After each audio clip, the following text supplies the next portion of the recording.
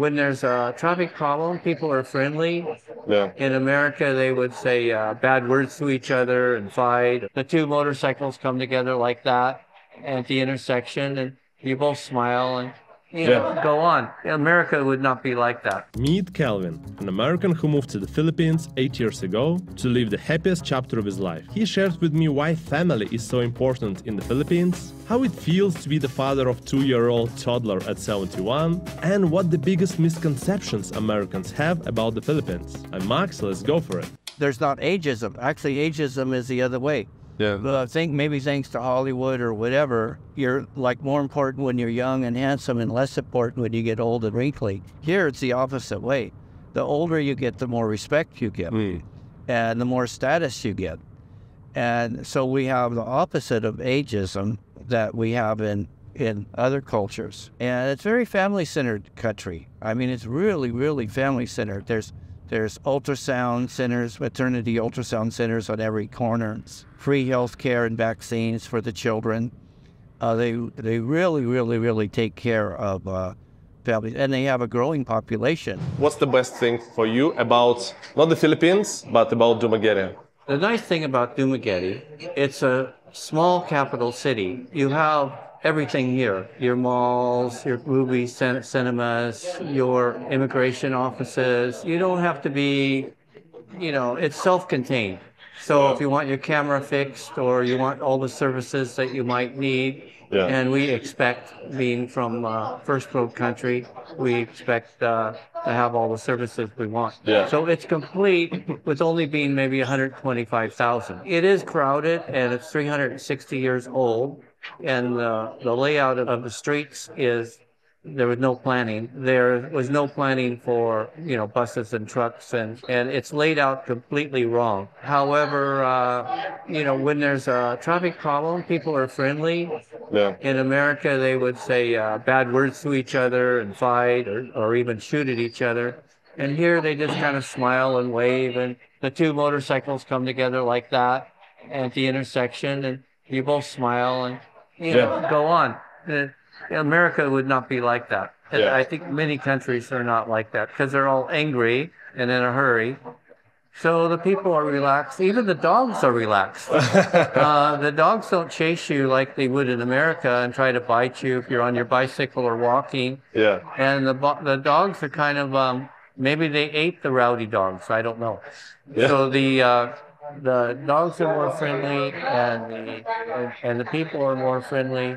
Now, it's not true in other parts of the Philippines, like Cebu or Manila. It's different. Yeah, different. They're even Bacolod on the other side of the island. It's a different culture, more businesslike, and but they speak a different language. They have a little bit different culture.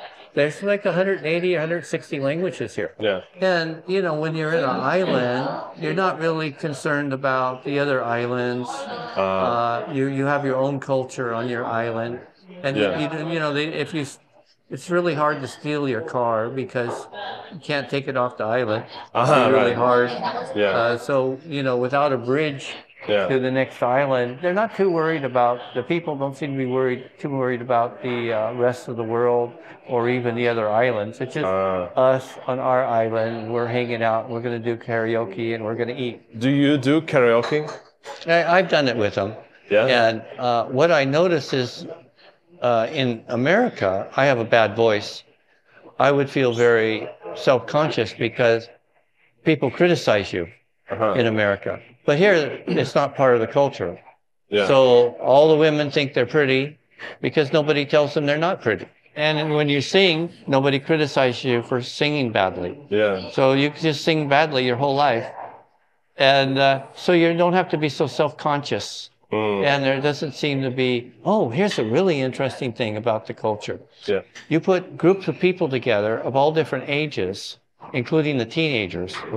In America, the teenagers have an attitude, and they separate themselves from the younger kids or the adults, and they're really difficult. They go through a difficult time.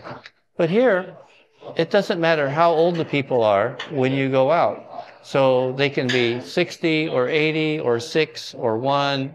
or 13, and they all just get along, and you all get in the car, and there's not a pecking order. You know, the chickens, they peck at each other if you're low. They don't play those games here.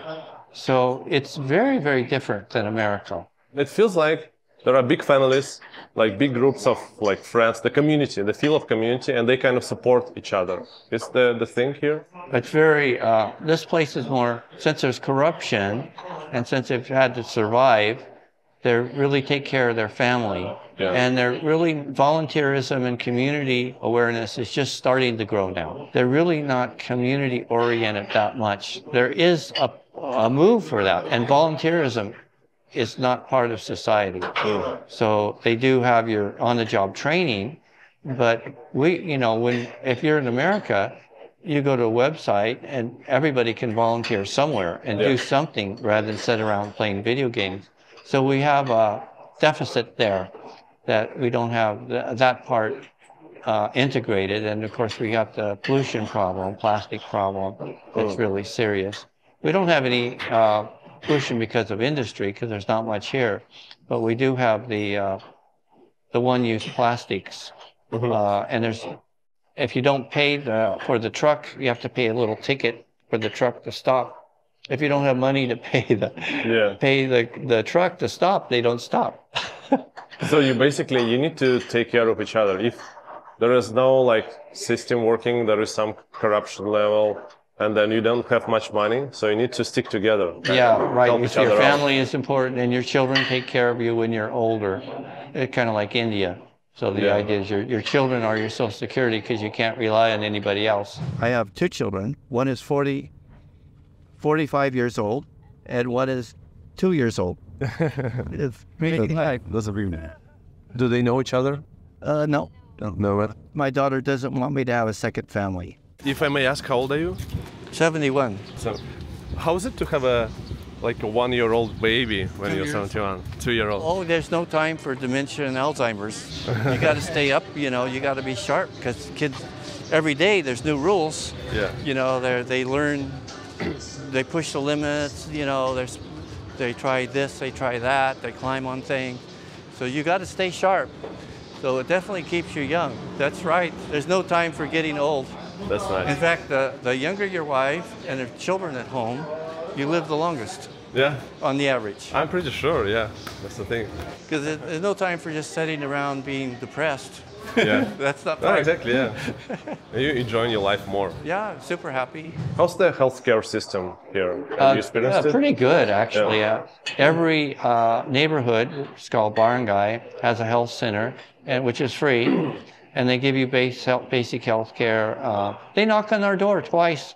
They say, oh, we've got the vitamin A for your child. Oh, the vaccine for this is here now. They come and remind you, and then you go to the local healthcare. Now there's 4 or 5 hospitals. 2 of them are brand new. Some people said, you know, for a serious problem, you should go to Manila or Cebu or go overseas for some sort of specialist.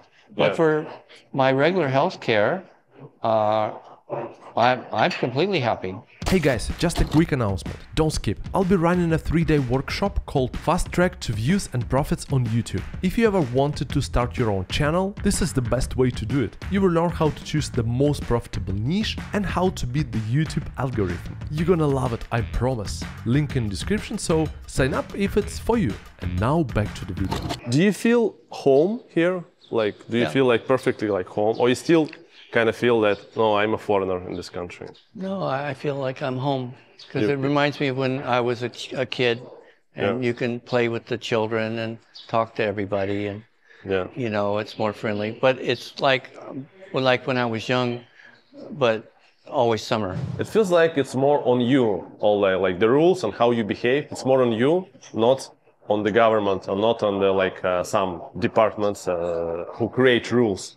It's like you human being, so you kind of, it's on you how you behave and how you deal with the surroundings, right? Compared to some developed countries, let's say. Yeah, they have, if you have a problem, every neighborhood, which is called a barangay, has a captain. Okay. And you take the problem to that captain, and he does mediation for at least 3 times to solve the problem that you have with your neighbor or whatever the problem is. In America, they want to go to court and get money, and the attorneys get $250, $350 an hour.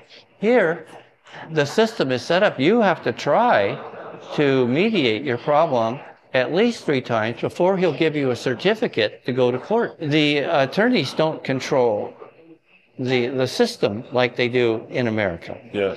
And is the system set up for the people in America? No. It's set up for the attorneys because they're the royalty now. So we left Europe and we left royalty behind, but we've created our own royalty, the politicians and the attorneys. Did you have any cultural shocks when you arrived here? Well, there is more superstition here than than in America. Yeah. Which is kind of part of the culture. It must be from way back before the Catholics came. So I think there's still that, which you run into. They're concerned about ghosts and demons and spirits and things like that. Yeah. And there's 400 mythological creatures that live here. That's a lot. Some people say, well, they're living in another dimension, and they're completely different than the Greek-Roman. There's one with looks like a mermaid, but the story is completely different. One with one eye like a cyclops, but the story is completely different. So they've developed their own mythological creatures, which is really fascinating because you think, oh, those stories, the Greek-Roman creatures, but it's a whole different set and really kind of wild mythological creatures, and a lot of people believe that they've seen them.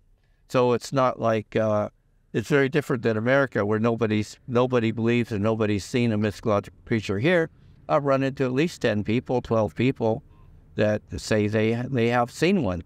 I think it's something like 150, 160 different tribal languages. So they all learn Tagalog in school, but they have their own local languages and their own culture. And each language is a treasure, because every language has its own expressions and stuff and their own songs. Some of the songs are really beautiful. And sometimes you hear some of the songs and it sounds a little bit Spanish, then it sounds a little bit Moros lived in Spain, so there was a little bit of Middle Eastern mixed in with the Spanish music. So sometimes you hear some of that here, but then sometimes it's just their own unique songs and stuff. What do you think the biggest misconception about the Philippines, let's say in the US? For like average Americans, what's the misconception about the place? Oh, just Americans don't know about the Philippines. I mean, Americans, they're kind of centric about their thinking. They think that America's the center of the world, and the other countries don't count. So they have some of them have prejudice if they haven't traveled. About other people in other countries. They feel like they're above them. But the truth is, if you look at the happiness scales, the Philippines is happier than most of the countries. They're like sometimes they're number 3, sometimes they're number 4, number 5 on the happiest scales, and you got Denmark and Norway are way up there. But you got Philippines way up there, and you got America, which is the richest country, down at 17 or something. And people got 2 cars and huge houses and good health care. Why are they number 17 in the world? So the Americans don't really understand that they haven't been, they've been tricked.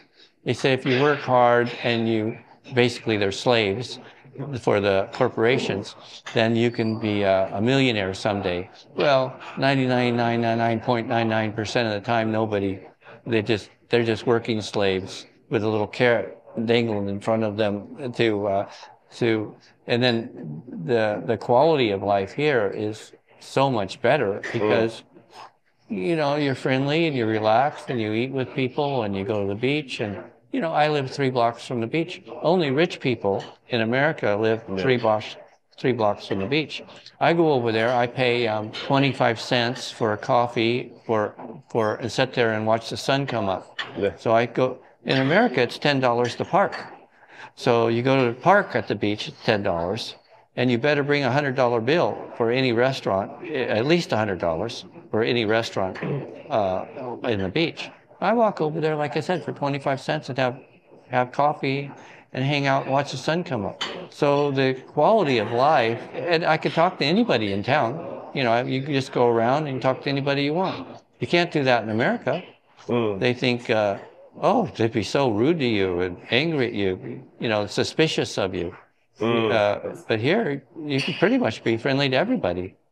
I really can't think of anybody anytime you can't be friendly. Now, the Americans are a problem because, you know, there's a lot of foreigners here. There's like 5,000 foreigners in town. And Americans are often arrogant and loud, and ex-criminals and stuff like that, or mentally ill, alcoholics. Now, of course, the Australians are alcoholics too.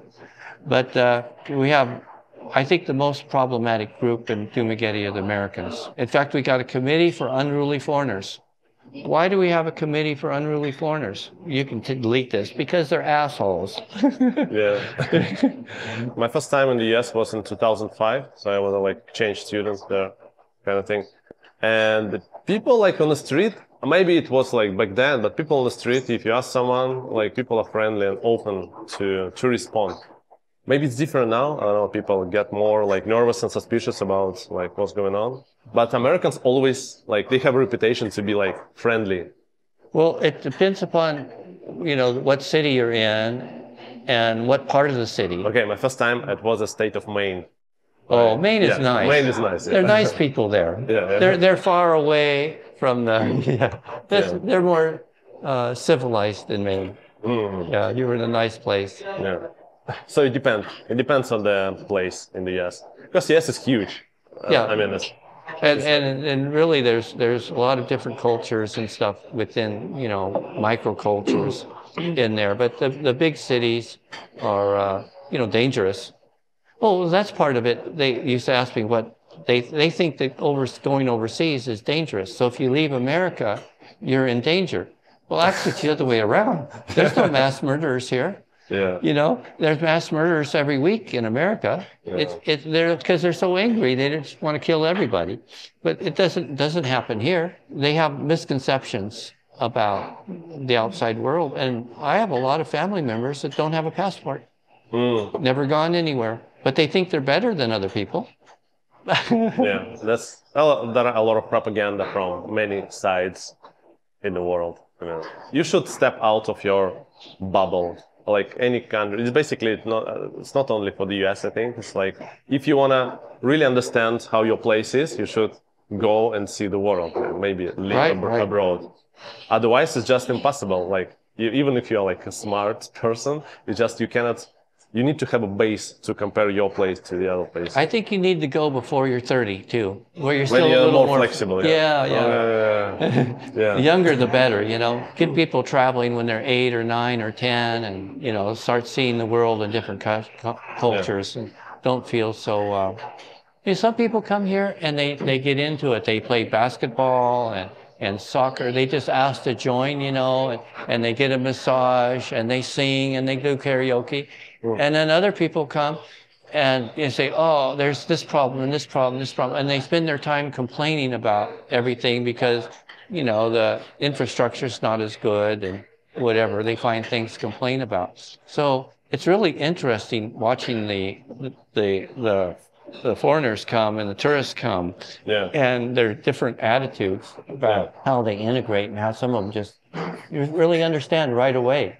Just be friendly and join in and have a great time, and they have a, you know, and don't be so, oh, this is this and this and this and this. I'm not going back. No? Everybody hates each other over there. They're all angry over there. Everything's expensive and they're all divided up. I mean, they're angry about everything. It's not just politics, or just, it's an angry country. Yeah, like society is quite divided at the moment. Yeah, it's all divided. I mean, But was it different back then, like let's say 20, 30 years ago? When I was young, it was more like the Philippines. The children played outside. You could talk to children without being accused of something, you know. Now you have to be careful of everything in America, everything you do. And then people played, you know, people were more social. And if you're different political groups, when I was young, you still were friends. It wasn't so serious now, like it is now. And, You know, you could compliment a woman, but now you can't compliment a woman. No, you can. No, they would say, That will be perceived. they would like harassment. report you, you know, yeah. They just, so you, and you're, you know, if there's an attractive woman, you're not supposed to look at her. What's the meaning of life for you? The meaning of life. Well, take care of your health. Be kind to yourself and others. Strive for happiness. Don't take things so seriously. Always prepare for the worst, but always be optimistic.